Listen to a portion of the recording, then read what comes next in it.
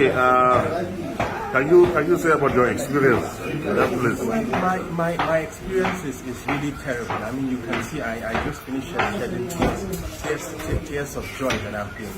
I mean, I have returned back home and I'm going to be reunited with my family very, very soon. Now, quite frankly, it's not the experience I've been through. I mean, the last 4 months is not something I would like even my enemy to go through, because I mean, there was barely food. I mean, for people to eat, we were hungry for the last three and a half months. I mean, we were quite surprised in the last 2 weeks. We actually, I mean, they started bringing food stuff that we ate, and we were actually okay in the last 2 weeks. But then for the first 3.5 months, we were actually very, very, very hungry. And when I say very hungry, this is an understatement. I mean, there were days that we go, I mean, just eating once. We ate once on certain days. And just imagine there are children that are barely 1 year, I mean, a child that is barely 1 year old and a 90-year-old person feeding once a day.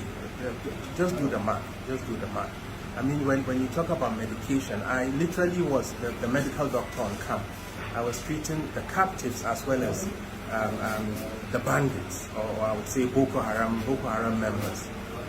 There wasn't medication. To be very frank with you, we heard on the radio somebody was claiming that they would bring medication whenever it was needed. There wasn't any medication on camp.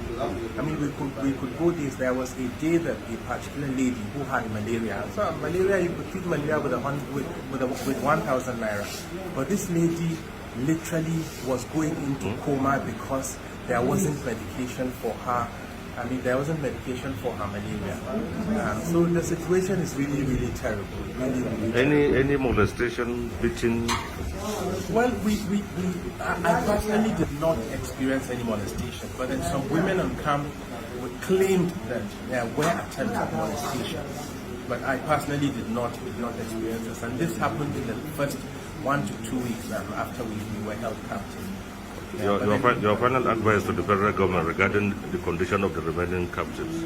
Well, I would like to call on the government to do whatever is necessary to rescue these people, because these people are in a very terrible situation, very terrible. They're very hungry.